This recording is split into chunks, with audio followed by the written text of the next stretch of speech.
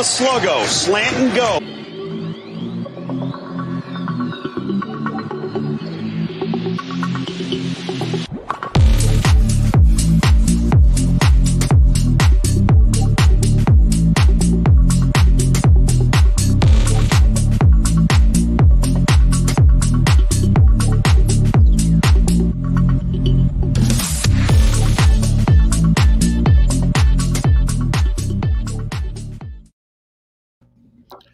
Casey the Beef Cregan, episode 79. Bubba, it's been 2 weeks since we chatted. I mean, there's been some text and stuff, but 2 weeks since I've seen your smiling, well, not really, your face. Yes, man, it's been great though. It's life happens, but we've missed a bunch. We always joke about how we don't have anything and won't have anything to talk about in the off season. Now, granted, today's being signing day, but there's still a lot of stuff going on, man. But it's good to see you. It's good to be here. It's a nice background. Yeah, thanks. I don't know what the people are seeing out there, but to me, you are frozen solid. Good. That's okay. You're frozen solid. It's like you're a real person and you're talking, and I'm moving around with the prisoners in my background, and you are not. Hey, guess what, Beef? We always talk about the weather, and no school for the rest of the week here. Theoretically, it's been raining all day, and theoretically, it's going to be 18 degrees tonight with a high of like 20-something. So this year, they're not even messing around. They're just canceling school like 2 hours before in the middle of the day. So no school for a couple of days. So Parker Coleman is one happy fellow this afternoon. And our first comment there is Nelson says he beat Kevron to the chat. Yep, but you didn't say good evening like Kevron just did. Yeah, there he is. He's the first one to say hello. There's Kevron. Good evening. There's plenty of signees of Clemson. Yes, there is, Kevron. We're going to get to that in a couple of minutes. And, yep, Nelson says frozen Casey here. Oh, man. But it's not even that cold here. Yeah, it's not cold enough to freeze, right? John Chancey said, I thought beef was frozen on purpose. It's like when CBS has a correspondent in a war zone and they just show a profile picture. But I thought you were mad at me when I first realized, before I realized you were frozen, I thought you were just mad. Is it at least a good picture? I mean, it's your face. I mean, well. You're not frowning. I set myself up for that one. You're staring right into the camera. I don't know. It's not a bad picture. How about that? Right, hey, Beef, since we last, by the way, we got Clemson basketball going on while we're talking here. It is 24-22 Clemson with 7:38 to go in the first half against Florida State. But we're here mainly to talk about football. And since we last talked, Caleb Williams has made a decision. He's going to Southern Cal and not Wisconsin. Pretty good decision, I think. Yeah, and I think that was the least kept secret on the face of the planet. But you kind of wonder in the days now, I don't mean to go down this rabbit hole, but in the days that we're living in, if it was an NIL play, if it was to see if he could get the most money, where he could get the most money. But I really believe that it was USC's to lose, and they didn't lose. So it's just interesting to see what they're going to do there. Both. What do they say? Both USC's got a former Oklahoma quarterback. Yeah, and Brent Venables got none of them. Hey, by the way, Jimbo says it's not about money. So Right. So whoever believes that, go ahead and believe that. But Jimbo says it's not about the cash, and Nelson said you do look a little miffed, but I don't think so. I've seen miffed beef before. Water is wet here. I've seen miffed beef, and that's not miffed beef. Miffed beef is getting on a plane or having to drive somewhere in the rain. That's miffed beef. Oh yeah, absolutely. Hey, I don't know if you know, but Jim Harbaugh celebrated signing day by interviewing with the Minnesota Vikings today, which is really, really weird and just strange and awkward, and just kind of adds to his legacy as kind of out there. Yeah, what is he doing? I just don't get it. And how do you send your kid to that? I mean, I say that all the time, right? I said it with North Carolina after they got Right. blown out by South Carolina. Like, how do you send a defensive player to that? How do you send this kid to Michigan? Obviously, he's still getting recruits, but I don't know what the play is. I mean, is he trying to get more money out of Michigan? Does he really want to go back to the NFL? What a bad timing. Is there ever good timing? I'm not sure, but what bad timing here to on signing day, you're going to be somewhere else or in a Zoom meeting with another team. It is He is an interesting cat, man. an interesting cat. That's a really good way to put it. If you're in a yeah, Marty. I just got breaking news from Bleacher Report. Says Jim Harbaugh informed the school that he will return for the 2022 season despite NFL rumors. well, I guess my question would be, did he interview? If he interviewed, then they're not really rumors because they just It's, reported he was interviewing, not that he was leaving. Maybe they expected that he was going to get the job, but still, if you're, I don't know. Yeah, we everybody, as you said, everybody has their preferences. Everybody, believes one thing or another about your quote your school or whatever. But it's just, I don't know. He's always a story, and it's not always a good story. Of course, we could say the same thing about Dabo these days, but um, Harbaugh's always a story, and it really doesn't. I don't know. Doesn't resonate with me, but whatever. They're not recruiting me, so that's okay. Casey, I don't know if you know this, but today was National Signing Day. Hey, you're back. Your face is moving. that's good. Yeah. Um, I put it uh, on low resolution so that you can't see my blemishes. you can see mine though. By the way, some of the gray's starting to come back. So next week, expect that big old black again. So I have to do some painting over the weekend. I'll have to That's do it. some painting. I don't know if you know this, Casey. Today was National Signing Day. Did you know that? I did. I saw. And it was just so dreadful with Clemson. I mean, it was just absolutely horrible. If you read Twitter, you'd know that the world is coming to an end. Clemson's class was a complete and utter failure. Dabo has lost it, and it's all over because Mac Brown is one spot ahead of Clemson for one season at number 10, and Clemson's number 11.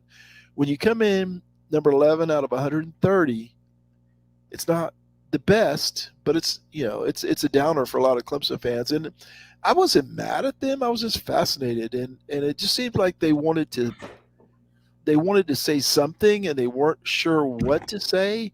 And it can't be a great year because there were 4D commits, right after Venables announced Oklahoma.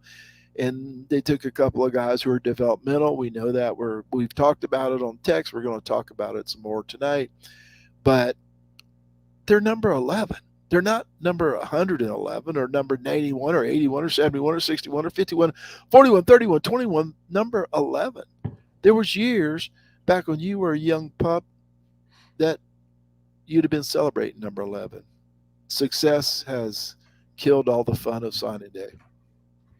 Yeah, and I think it keeps that common theme of the season was a bust at 10 wins.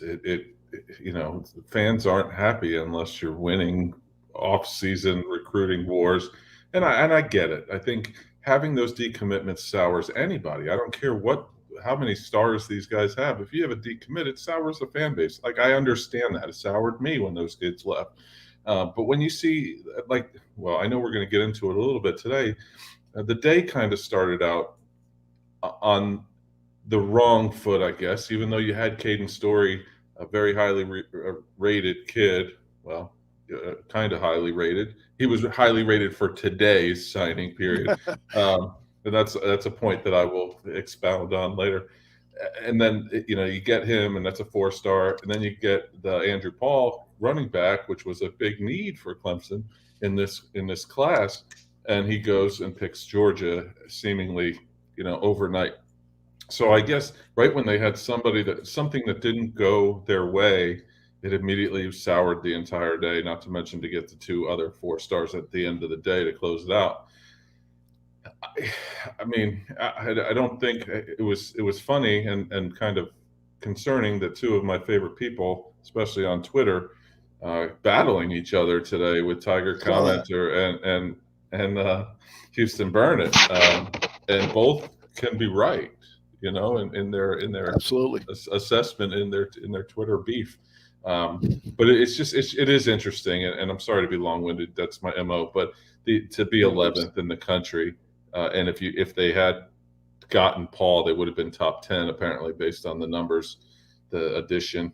I know what Nelson will probably correct me there, but top 11 in the country. I think you said it perfectly, Marty. I mean, there's 100 and I can't do the math. 19 schools that would love to be in Clemson's position after a down year. Now, do they have to address needs next year? Is there going to be less depth, I guess? And that might be another thing, but I'll stop right here. Yeah, all good points. And by the way, did they name that after you? Twitter beef? I think so. Yes. Yeah, I saw some of that, and I think you're right. They both can be right. They both can have a different point of view. It's not cut and dried. It's not a simple. It's kind of how you feel about it, right? How you gauge what's happening, and one gauges it as a complete and utter disaster. Well, I'm putting words into his mouth. A not great day, and the other one says, "Hey, we're number 11. We're doing okay." No, we didn't get everybody we wanted, but we're doing okay. Nelson says Clemson class moved up substantially with the late signings. 2 more top 300 recruits. Late signings are atypical for Clemson. I would agree, but I'd also agree it's been an atypical couple of years. We've all talked about it. JP Priester's been on here 10 times talking about how the pandemic and not being able to be Clemson in the recruiting world, the visits, all that, et cetera, affected this, the last couple of cycles for Clemson. And I think that's where we're at. I think we'll see more back to a typical season, recruiting season for Clemson coming up this year. John Chansey says, I like this class better than 2019, if I'm being honest. I don't even remember 2018 class. So who was in that class, Chansey? Or Casey, if you remember, let me know. If you don't, that's okay too. Or Genius here, I think I could probably pull it up. 2019, if I can get my mouse to Andrew Booth, Frank Ladson, Joe Ngata, Will Putnam, Sheridan Jones, Tyler Davis, Joseph Charleston, Brighton Constantine, Tyson, and Ches Malusi, Vontae Bentley, Jalen Lay, Kane Patterson, Logan Cash, Keith McGuire, Tyquan Johnson. Rook was a part of this one. Davis Allen's a part of this one. Etnosa Rubin. Mason Trotter. Yeah. I don't know. That was a number 10 ranked class. So I think Chancey's onto something, but it's a wait and see for me. Chancey says Booth was the best, otherwise it wasn't great. Well, there's some guys in there contributing. So anyway, back to the Twitter beef. I think both of them made solid points. I mean, there's things to be concerned about to some degree, but I think it's largely remnants of the pandemic-related impact that had on Clemson, and obviously Venables leaving cost probably those 4 defensive recruits that really, really hurt the numbers and the quality of this class. It also probably then, I think Nelson said it earlier in the chat about this is abnormal in that Clemson is getting involved. Like late signing day hasn't really even been a day for Clemson people and Clemson fans in the past because they've had their class wrapped up. And as you said, with JP coming on, this is an abnormal recruiting way. This pandemic has kind of thrown Clemson recruiting into what they've known and done and what we've known as fans into a huge a huge loop, I should say, because tailspin denotes that it's negative. But Congratulations. I forgot where I was going with my thought. They're in a loop. Not a tailspin, but a loop. Nelson Yeah. says we had 29 recruits in Oh, 2018 with a lower average rating than this year. Half the class is already gone. Some of those names I didn't even remember. Now I'm old, and 2018 that's is what about as far back as my memory goes, and you remembered your point. So go ahead. I remember real quick. I'm sorry. He was saying the late signings are atypical. Do we even have conversations today of TJ Dudley, Caden Story, uh, and the other one from Montgomery Catholic, if those four guys were still in the class? I don't think we're having this conversation today. I Nope. really don't. Because the way that Clemson recruits, they weren't going to have to be in on late on these guys at all. Well, And if they it, get a ETN, they're not in on Andrew Paul. So right. I think ifs and buts were soup and nuts. We'd all have a Merry Christmas, but uh, Clemson obviously had to react because of the numbers and the way that they've recruited in the past. They needed to fill slots, and that's just where we are today. Well, that's a great point. One of the repercussions or the butterfly effect of Brent Venables going to Oklahoma is Caden Story coming to Clemson and Nick Easton, obviously. So I don't know. Would I have been happy with the class they had before Venables left? Yes, and but I'm not a guy that's going to worry and stress over, half of those kids that went somewhere else today are going to transfer, in a year or two, right? I wouldn't be surprised if Andrew Paul is out of Georgia after a year. I'm not, nothing against that kid, but as I pointed out to you and Nelson, he wasn't a deal breaker for me. And I understand depth, but if you're just looking for a body, you got one today, right? Didn't we get a running back today? You know, A kid so that wants to be there, a kid with legacy who now has a chip on his shoulder, and if he's half the player his daddy was, yeah. we're going to see him on the field a good bit, even on special teams. Do you think Andrew Paul is going to be happy being the four string running back for 2 years till he can get on the field? He'd probably transfer, and I don't know. I'm not the worrier that most people are in this day. It's obviously not the greatest class in the world. Didn't address all the needs they have, but there's about 5 schools that do address all the needs. And I don't know that Clemson's ever been one of them. They've always been a school, as Dabo, here I am in Dabo mode here, that develops players, right? Your Nolan Turners, your Hunter Renfros, your Grady Jamie Jarrett. Grady Jarrett. Yeah, well, who else did Dabo mention? He mentioned them all. But the point is, there's always been those guys. Clemson has never been number one, number two. Never had a Texas A&M type class, Alabama type class. That's part of the charm for me, besides attending college there, of Clemson. Right? We don't have 15 guys from the transfer portal. We don't change coaches every year. It's an exception this year, but that's part of the charm and the appeal. They're different, and Dabo says they're different, and he lives by what he says. So I agree with some points on both sides. It wasn't perfect. I don't think it was a total disaster. My God, after all this, they're number 11. They're in the top. What's that? 10 out of 130. Well, now 13 is. They're in like the top 9%, right? Math. I told you there'd be no math. I did Yep, forget. 8.4%. Chancey says I did forget Davis was part of that class. They're in the top 8%. Now I don't know about New Jersey or the island life, but that's pretty good where I come from. Yeah, it's very good, and this is also still. I mean, I wish I could disagree with you so we could battle today, like my two of my favorite people, but I can't, and I think this is a proponent of a little spoiled. Again, goes back to your article at Seldom News Reserve months ago. There is a little bit of spoiled, and I guess when you have best as the standard as your moniker, as your motto for the whole program, that's what the fans expect. So you can understand a little bit of ire coming that you're hearing and seeing, but let's wait and see a little bit, guys. Let's wait and see what happens. There's so many developmental projects in this class. Heck, I know we were going to bring it up. but it's like Daniel High School or Yeah. extended. It's like back in the Northeast, they have those prep years. It seems like everybody that had a pulse at Daniel High School is now going to be a preferred walk-on at Clemson. So, but maybe you get somebody that pans out of that. Maybe you get the Griffin Bat, who's the tight end.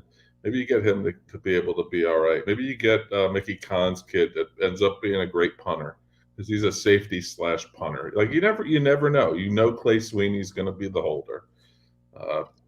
It's just hopefully he's not the starter against South Carolina in 3 years. But it's a wait and see for me. They got some guys. They still got some guys at the top, and we'll see. It's exciting. Well, there are so many from Daniel because this is Dabo's last kid and his last chance, right? Bring them all his friends. Bring them all. Bring all of Clay's friends over to Clemson with him. Let's see, Jared Clark.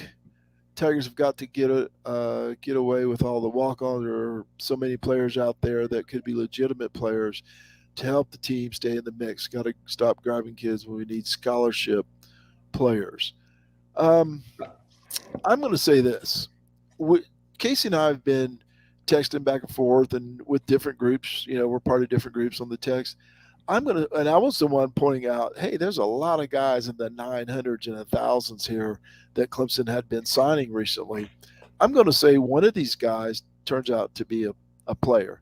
He might not turn out to be a Hunter Renfrow, but why couldn't he turn out to be a Nolan Turner, for example? And people laughed at Turner, and I was scared to see him on the field for the first 2 years, I think. And then he just became a steady Eddie guy. He wasn't great. He wasn't fantastic. Did he get burned? Sure. But he's better than 3/4 of the safeties I see all year long playing against Clemson. So, Jared, I think I took your comment down. I'm sorry. I agree with you to a certain extent, but Clemson's a developmental program, and they're going to develop some guys, whether it's coaches' kids or not coaches' kids, right? And having Clay Sweeney as a holder won't be a problem. Starting Clay Sweeney as a wide receiver like it had to do with Will, that's a problem, right? That's an issue. Nelson says the new transfer rules creating the need for larger signing classes. Dabo doesn't like to take transfers. We didn't used to see the huge number of transfers and you can recruit smaller classes. Sounds logical. It's very logical, and even Jared said too. I kind of agree with there's some Clemson people out there that are so staunch against the transfer portal, like Dabo seems to be, and I don't know if he's necessarily against it. Like I agree with the way that he brings it up about building the culture and keeping the guys and being that developmental program so that a guy like a Mario Goodrich that comes up through the ranks probably could have left, doesn't, ends up he's creeping up draft boards, maybe a first day pick, at least a second day pick. So I think he prides himself on that. And sometimes we think as fans that gets in the way.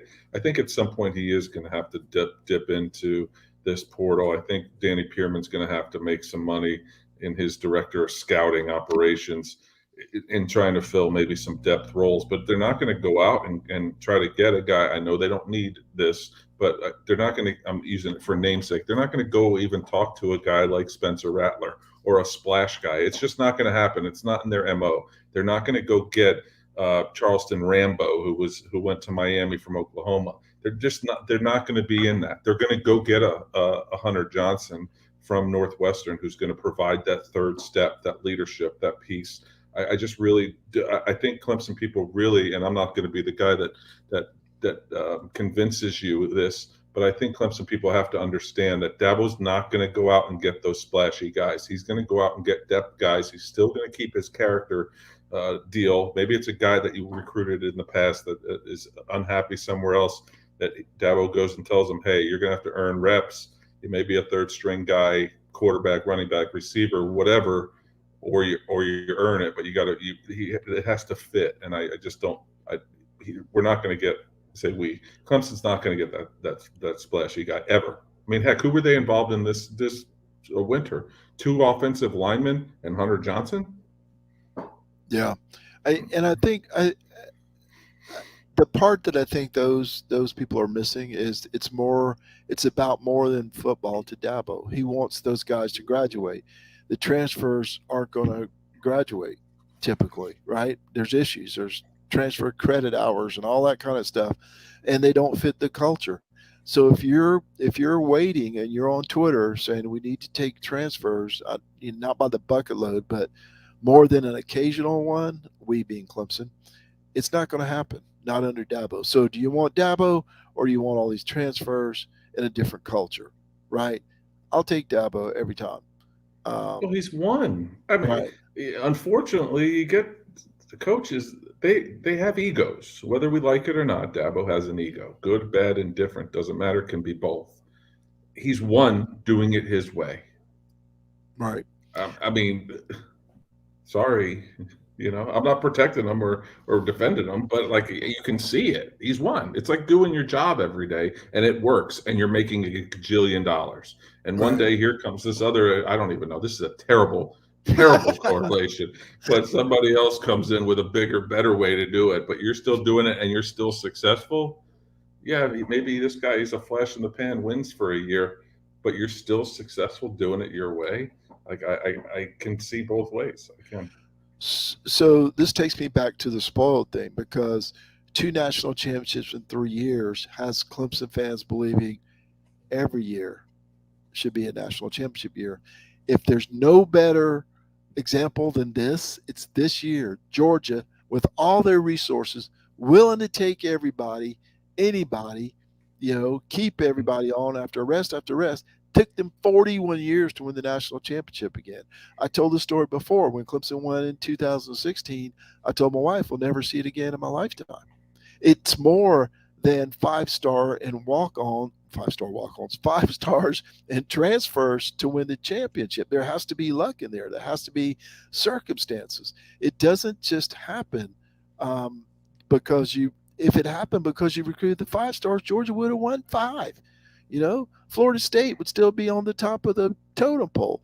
That's not the way it works. But I would rather go out Dabo's way than have guys be the Oklahoma model where you have 15 in and 15 out every year. I'm sorry. That's not what I want to see from Clemson. And if it happens to end up with a 10-3 year, that's the way it goes. I'll take 10-3, and 99.999% of Clemson fans would have taken 10-3 before Dabo got here, right?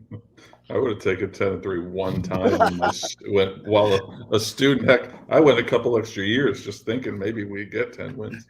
I mean, the guy's 150-36, Casey. 150-36. You know what that works out to? That's 50-12. That's some more math. You know what that works out to? That's 25-6. You know what that works out to? A lot wins and not a lot losses. If you were to tell somebody right now, moving forward, clean slate, being a coach in the next 11 years, you're going to go 150-36. You don't know nothing else. Would you take it? Oh God, yeah. Everybody except Alabama, probably. Right? Yeah. But okay, off the soapbox. Clemson's schedule came out this week, Case. I don't know. A lot of different thoughts, and you and Locks and I were texting about it. They opened the season on Labor Day night against Georgia Tech in the Mercedes-Benz Zone, and 5 days later, they play Furman. Now, I said, wow, 2 games in 5 days. Locke said he wasn't worried about that, and really neither am I, but I'm not worried about the wins and the losses necessarily. I'm worried about the injuries we saw this year and playing 2 games in 5 days, right? Who knows? You play it on Monday, then you turn around and play it on Saturday. I would also argue, and maybe this is scarred from the Willie Corn days, is that players get injured a lot of times in the lesser games, right? It's not necessarily the Alabama games you get injured in or the NC State, even though they've been known to take some shots. It's not those games. You get injured when it's 48-0 and there's a pileup or somebody's trying to make a big hit or whatever. 2 games in 5 days, no matter who you're playing, to me is dangerous. But beside the point, on the 17th, Clemson hosts Louisiana Tech. Then they travel to Wake Forest to take on a talented Wake Forest team with, I think they've got 74 starters returning last time I looked. Then on October 1st, Wolfpack of North Carolina State visit Tiger Town before Clemson travels to your favorite place, Chestnut Hill, and Tallahassee in back-to-back weeks. Syracuse Orange visit Clemson's on I can't even speak. The Syracuse Orange visit Clemson on October 22nd, and then the Tigers finally have an off date before playing in South Bend, Indiana on November 5th. So all those games, including the 2 and 5 days, was at the front end, no off days, right? Until the last weekend of October, which works out well for my wife's birthday. And then Clemson finishes with 3 straight home games: Louisville, Miami, Florida, and South Carolina. Takes on the schedule. You already told me about Palka's going to be upset because Clemson has an off day, an off week before they play Notre Dame. But what else you got for me? Yeah, that's a narrative that Notre Dame fans love. Apparently, they played North Carolina after a bye. After North Carolina has a bye this week or this year, and Clemson as well. But missed me with that argument this year when it comes to Clemson, when you're playing 8 straight games and 2 games in 5 days to open the season. I think the season opener, I looked at it and I kept trying to do the math, adding 7 to each of these days. And initially, I must have scrolled down, or the picture that I saw didn't have Georgia Tech on it. So I was like, wow, the ACC finally didn't give Clemson a Tuesday night game to rival the MAC this year. Friday so I got night. a little excited. And then I saw that text that you sent that said 2 games in 5 days. So I went back and had to redo math, and you know how that worked out. But You're still doing it. I am. I guess, is it 1, 2, 3, 5 days? I agreed a little bit with Zach, but you're 100% right as well with the 5 days. It's okay based on the opponent wins loss wise. Yes, I agree there. I don't think Georgia Tech is going to be ready quite yet, and we hope that Clemson can come out and DJ losing weight and getting more mobile, getting his knee healthy, hopefully his finger healthy. Maybe shows out a little bit, especially in the opening game, especially with all the murmurs that are going on, and now who's behind him. I think that week 4 and 5, like Nelson says here, or John Chansey says here in the chat, coming up with Wake and NC State is going to be what tells for the entire season. However, that last stretch there with Louisville, Miami, I think they're home. They're home both of those games. All 3. South all Carolina, 3 of those Miami games. 3, final 3. Are a tough go, but you have them at the Valley. But I think Miami's going to be definitely better this year, regardless of how record-wise. I just think they're going to be better coached, and you get them late in the season. So by then they figured it out, and that quarterback that they have is pretty special. So we're going to see some fireworks. I think this schedule actually is a little tougher than I anticipated. No Pitt. And apparently Pitt's going to be good without Kenny Pickett, which is weird to me. I understand the NC State love with Devin Leary coming back and leading that team, and they beat Clemson a year ago. I understand Wake because, like you said, I think at last check they lost somebody in the transfer portal, 73 starters coming back on offense alone. So I get that as well with Sam Hartman. 12th year. Because they lost their running back to South Carolina, and now he's good. He wasn't good at Wake, but now he's good. Anyway, that's my jab of the week. I think that it's a tough schedule, and it doesn't matter ACC, SEC, whoever you're talking to. People are always going to say it's not that tough because it's the ACC. The other conference is light with Furman and Louisiana Tech. You get it. I hope Louisiana Tech has a quarterback this year because I'm not sure they did last year. I know that was Southern Miss. But I don't see many, if any, losses if this Clemson team can stay healthy and they figure out the quarterback situation, which I'm hoping it's DJ. I think that's the key. I think the defense is going to be really solid, same level as last year, maybe even a little better. I don't know because of the losses in the defensive backfield worried me a little bit, Andrew Booth in particular. But the line's going to be stout. It's kind of worried about the year after next for the defensive line, but the line's going to be stout, and the linebackers will be solid, even though Skalski's gone. I don't know what to expect from DJ. I mean, it's going to be hard to even understand if he goes out and has a great spring game. That's still not like strapping it up on Saturday, Labor Day night or whatever. And at Notre Dame, though, he handled that fine with nobody in the stands. So I don't know what to expect, and I don't know if to expect a change mid-season, depending on how Klubnik, does. But that's all projection, and we'll have plenty of time to hash that out. I think it's a fairly challenging schedule at Tallahassee. At Boston College, we've talked about those kind of games before. Boston College always gives Clemson a hard time. Jerkovich and Zay Flowers are back this year, so they gave him fits in the Valley 2 years ago. They gave him fits last year too, but they shouldn't have. But they gave him fits 2 years ago. That's going to be a tough one too. It's not easy, I don't think. I will say this: I am interested in that South Carolina game. I might not be by the time it rolls around. Depending on how Rattler does. He does not have Oklahoma's wide receivers at the University of South Carolina, nor their offensive line, nor their running backs. So it'll be really interesting. I think he's going to help them. Obviously, they're going to be much better and much more competitive, and that's intriguing. I mean, that's pretty intriguing, especially since I blew $2 on betting on him for the Heisman, which just missed it by that much. But it's intriguing to me. I think they're going to be improved. It's just hard to tell how much they're going to be improved. Marty, before we move on, answer me this. So Yes. Based on last year, for some reason, Spencer Rattler is still in the top of the betting odds for the Heisman this year. So is DJ, right?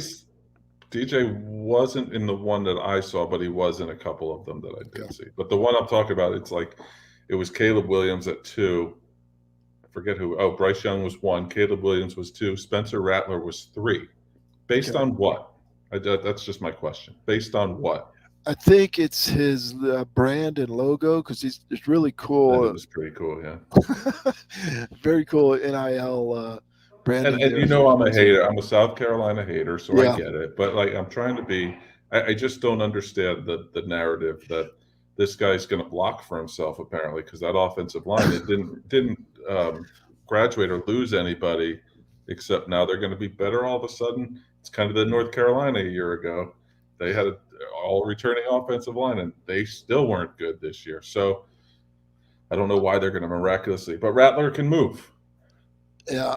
I mean, I agree. I agree with DJ shouldn't be there, right? On any, he may come out and have a great year, but he shouldn't be on any Heisman list. Start there. Yeah, out of 10 of them, there probably should be 2 or 3. Really, Yeah. Bryce Young, Caleb Williams, and I'm sure there's a couple others, but C.J. Stroud. Boom, done. That's all you need. I had this argument, pretty much. Yeah, I had this argument before I met you with Edward Egros, where who's the quarterback that transferred from Houston to Miami? Oh, De'Ara King. Yeah, he was trying to tell me, and this is a guy on TV, right? I mean, he's a national guy, not any TV channel you've heard of, but a TV guy, and he was trying to tell me that De'Ara King should be on the Heisman list when he was at Houston. I'm like, there's no guy from Houston winning the Heisman, dude. It isn't going to happen. I said, look at the history of the Heisman, and there is nobody, in the last 50 years from a smaller school, from what we call a second tier, group of 5 school ish. I don't think group of 5 was a thing when he and I talked, but same concept. There's nobody from a Houston or SMU. In 1940 with Sammy Baugh, yes, TCU got a Heisman or whatever, but not in 2010. Or 2015 or 16 when I was talking to Edward, and certainly not now. So don't give me your guy at Houston with 3,900 yards or the quarterback from Cincinnati. It ain't happening. He may go on to a long, storied career in the NFL, Ben Roethlisberger, but he's not winning the Heisman because some fool is going to be on there every week throwing touchdown passes against overrated teams in the SEC. See, you got me going. And who's going to get all the hype? Or what bothers me now these days, Casey, is the Heisman moment. The guy may throw 4 interceptions, but he makes some ridiculous play, Caleb Williams, and all of a sudden he's the guy because of one play out of the 1,200 he had during the season. Caleb Williams was really good, but I saw one guy on Twitter say there are, I think, 2 teams that should not be after Caleb Williams in the transfer portal, and that was Alabama and I think Ohio State. Everybody else should be after him, and that's crap to me, right? Maybe it's because I know everybody won't, or maybe it's because of my personal bias, but that's, guys, he doesn't fit everybody's system. Should Army be after him? Navy or whatever? It doesn't make any. It was just somebody trying to make a loud point on Twitter. And it was a dumb point. It wasn't loud. It wasn't good. Is that a prison in your background? Thanks for paying attention, Chancey. We are, we are 40 minutes into the show, and Chancey catches on. Pretty cool. Yes, that is a prison in my background. Not in my personal background. That would be a better story, though. In my virtual background, it is a prison. I want to see who'd be the first to know. Casey didn't even know. No, Casey realized it. We talked about it before the show. Oh, that's funny. That's anything a good else? Background for chopping beef. You should do it. Anything else, Casey, on the schedule? No, I don't think so. I mean, it's. You could see this might be one of those years, Marty, that when I came on and you and I started this mess about how I was the eternal pessimist Clemson fan. It's that I could find a way that Clemson could lose every game. I think I may revert back to that inadvertently this year, each and every week, maybe except for Furman and Louisiana Tech. I could find ways that Clemson can lose at Chestnut Hill, at Tallahassee. Maybe not Syracuse either because they're a nightmare. But there's some games on this schedule that look pretty losable to me. So I'm going to read about all these running backs from Louisiana Tech and tell you why they're going to beat Clemson in week 3. I thought Locks played that role. He's just pessimistic in life. Yeah, you focus on football. He's on the bigger. He's looking at the bigger picture. Yeah, I'm definitely more happy than he is in life. How hilarious is that? Hey, I originally was gonna name this title "Can't Beat That" or something like "Can't Top This" or something, because I listened to the Chop and Beef show last week and you guys were cracking me up. And then at the end of the show, something happened. It went sideways, as we say, off the rails, like my opening video. You guys were so good; it was so smooth, and everybody's pretending like they liked each other, and then. We had a text beef, and it spilled over onto the live show. Oh, it's hilarious. The other thing I was thinking about was because you and I messaged with Nelson, and you and me and Locks message, and you and me Locks, you and I message, and I was thinking about, so all those text messages, just with me included, and Casey's got 1,000 friends, as we found out when you told everybody to follow me on Twitter. I was like, how many texts does this guy get? And I was thinking, if it was me, my wife would be furious. Not because of jealousy, just because of the constant. Oh, I turn it off, man. Yeah. Turn it off. Yeah, I just had to wonder how many text messages you get, because I it's not really a thing for me except for you and Locks and Nelson. Chancey and I text about Clemson's up 51-40. Chancey, by the way, looks like we're both on the way to a victory. Doesn't matter if Clemson is. Chancey and I are on the way to victory. For the box. Yeah, we're on the same side. Anthony Weeks is in tonight. Let's check him out. Yes, I have had it before. It's just never been painted. Nobody could even tell it was there. My wife didn't even know it was this full. Tells you, a lot. I said, well, it's gray in it, and Parker was terrified the first time he saw me. He thought one of those prisoners killed his dad and took over. Casey, who's the biggest win from today? Oh, well, if you really want an answer, I think actually that for depth purposes, I think it's Story. But my favorite get for today was actually T.J. Dudley. I actually watched his film. I just think he can play, and I'm not saying he's going to be Isaiah Simmons, but I think he can play in that role and in that mold. He can cover a slot guy, and he's pretty fast. So I enjoyed his film, and I think even though he's 239 overall and 23rd linebacker in the country, I think he's going to be a guy that sees the field, not necessarily early, but I think you're going to know that name by the time he's done at Clemson. All right. Good info, Beef. And Nelson says no lead is safe. Boy, howdy. Are you correct on that one, Nelson? But either way, Chancey and I, there's no box going to change hands except if I take one from this hand and put it into that hand because we're on the same side. So all that to say, great chopping beef last week, Casey. I was wondering if you're going to do it again, and will you have a guest this week? I think we probably are going to do a show tomorrow. It's just crazy because I know we're not going to be able to do one next week. So hopefully we can get the boys together. No guests this week. It'll probably just be the three of us, unless there's a surprise guest in the middle somewhere. I don't know. Trying to get my friend Ryan Lawrence, who was a beat writer for baseball, trying to get him, but his schedule's tough too. He's actually a college professor. So he teaches some night courses. So anyway, long-windedly to say, probably a show, probably just the three of us, probably some yelling at it because my text with that crew is pretty heated this evening. So, well, here's the best thing. Here's the best way to find out, right? If they just like the Chop and Beef's Facebook page, they'd get a notification, wouldn't they? They would, yes. Chop and Beef Show on Facebook. Please check us out. Yeah. Real quick. What kind of speed? I'm not sure what the measurables were. I think he was in the 4.7 range. There's your answer. What I see. Oh, wow. Okay. I thought I saw something that I didn't read it. I thought I saw something that said 4.7. 4.3, 4.4 is pretty good for a 6'3" linebacker. But let's see. No doubt. Okay, Chop and Beef is probably on Seldom Used Reserve. John Chancey's putting something together. I know I said this last week, but it's taking some time because it can be more than about Clemson. You know, I ever seen one of the, I don't even know what you call it. Chancey, tell me in the comments, where you take all the words and you put them into like this cloud, and I don't know what you call it. Chancey, help me out in the comments.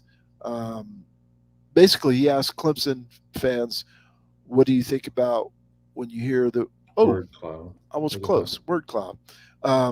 What do you think about when you think about Clemson and culture and family? And, you have this cloud of words. And he's doing that for several teams. That's pretty cool. And I'm posting some stories on there about recruiting and whatever. And probably when I get off, I'll put up something on today's haul for the Clemson Tigers. Big month in January for Seldom Used Reserve. Highest we've had since we've been back, and that includes during the season. So January without one football game was the biggest month we've had since we've been back on Seldom Used Reserve. And I want to thank Chancey and you for helping me with that. Getting it back up to speed. It's coming along. I got some plans and thoughts and ideas for next season. So stay tuned for more on Seldom Used Reserve. And that's it, Casey. We've talked 48 minutes, made each other laugh, and hopefully talk some people off the ledge, though I think Nelson's peeking over the ledge. Yeah, remember in a couple of weeks, Clemson baseball starts. We will. Marty told me I'm already being volunteered to do some Twitter Spaces with JP Priester and Marty Seldom Used Reserve comment. So I'm excited for that. My wife looked over the other night before we were going to bed. She was going to sleep. She looked over. She's like, "What are you looking at?" I said, "I'm reading the media guide for Clemson baseball because for the first time in a long time, I don't know a lot of the names." And I talked to a friend who's pretty involved in the Clemson baseball program. And he said he didn't know necessarily the names either because there's a lot of new faces on Clemson baseball. So I'm excited. Was that Monty Lee? It's a person that Clemson fans would know. Let's just say that Clemson baseball fans would know, but I'm not going to divulge. And Clemson softball starts pretty soon as well. So that spring season, I know I love it.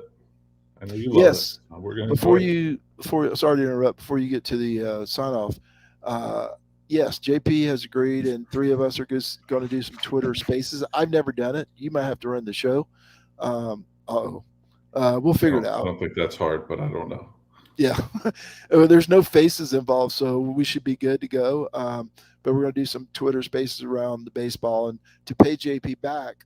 Speaking of Seldom Used Reserve, excuse me, I'm going to do some statistical stuff for the baseball team, which I kind of gave up the last couple of years doing. That's awesome. But I'm going to do it differently this year because nobody cares about the guy with 3 at bats, 1 for 3. So I plan on doing it differently, but we'll have some detailed numbers for Clemson baseball for those Twitter Spaces that nobody else will have, most likely. That's and awesome. We'll have JP on, which is always cool. Maybe we can even get Monty. Thanks to everyone in the Seldom Used Reserve College Football Discussion Facebook group, especially Nelson Wilhite for all his help, John Chansey for his work on seldomusedreserve.com, Uncle John McGee, as always, everyone on Seldom Used Reserve, Sluggo Podcast, and each and every one of you who listens, likes, shares, and participates.